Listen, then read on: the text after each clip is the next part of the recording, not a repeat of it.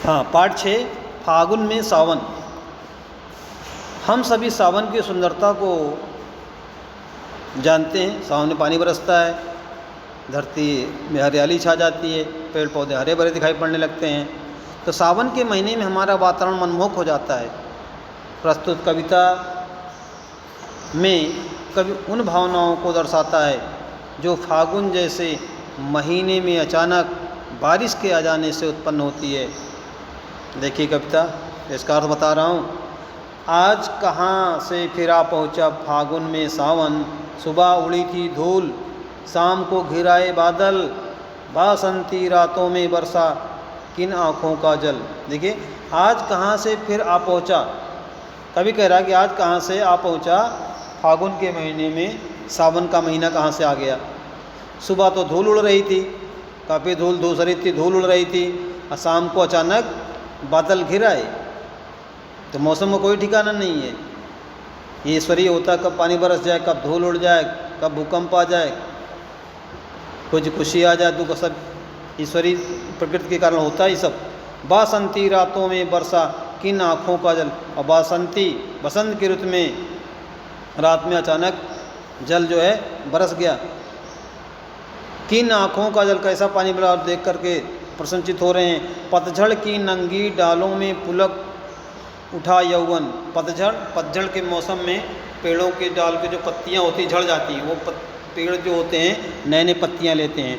तो वही बता रहे हैं कि पतझड़ की नंगी डालें, मतलब कि जिसमें एक को पत्ती नहीं रहती, सारी पत्तियां झड़ जाती हैं पतझड़ में। नंगी डालों में पुलक उठावन, और उसमें भी नए नए कोपलें आने लगी, यौवन जवानी आ गई, नया जोश आ गया। आज कहाँ से फिर आ पहुँचा फागुन में सावन। आज ये कहाँ से, फागुन के महीने में सावन का महीना आ गया और बारिश होने लगी। सौंधी सौंधी मिट्टी महकी, जब ज़मीन पर बरसात की बूंद पड़ती है तो मिट्टी की सौंधी सौंधी महक आने लगती है। गमक उठा उपवन, और जो बगीचा होता वो महकने लगता है। जो पौधे होते हैं वहाँ फूल फल होते हैं, फूल वगैरह, उनकी सुगंध उठने लगती है। बिजली कौंधी आसमान में, धरती में सिहरन, और आसमान में क्या होता, बिजली कड़कती है, और धरती में सिहरन, धरती भी क्या हो, तृप्त हो जाती है। होली में कजली गाने को फिर ललचाया मन, और होली में कजली एक गीत होता है, पारंपरिक सांस्कृतिक गीत होता है, उसको गाने का लोगों का मन होता है, ललचा जाता है, और लोग होली में वो कजली गीत गाते हैं मिलजुल कर। आज कहाँ से फिर आ पहुँचा फागुन में सावन।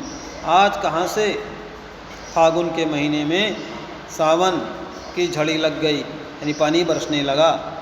हरियाली का स्वप्न थिरकने लगा, पुतलियों में हरियाली का स्वप्न, चारों तरफ हरियाली दिख रही है, और पुतलियाँ, हमारी आँखें उनको देख रहे हैं, देख करके हमारी आँखें प्रसन्नचित हो रही हैं। अलियों का उन्माद की सोखी आई, अलियों मनो जो कि भौरे होते हैं, भौरों का उन्माद देखिए, वो उड़ रहे हैं, एक डाल पे दूसरा उड़ रहे हैं, और उन्माद में सोखी आई, और वो भौरे कलियों से रस चूस रहे हैं।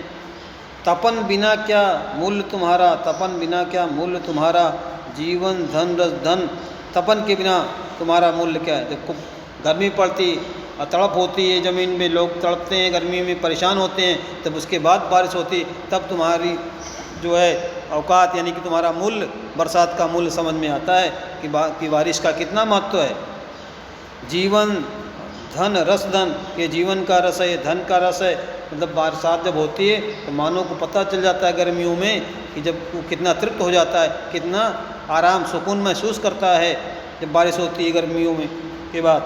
आज कहाँ से फिर आ पहुँचा फागुन में सावन। वही कवि कह रहा है कि ये फागुन जो है, सावन कहाँ से पहुँच गया, फागुन जो है सावन बन गया, यानी कि बरसात होने लगी फागुन के महीने में, सावन की बरसात, यानी पानी कैसे बरसने लगा, यानी पानी की बारिश हो रही है। और इस कविता के रचयिता हैं शिव मंगल सिंह सुमन।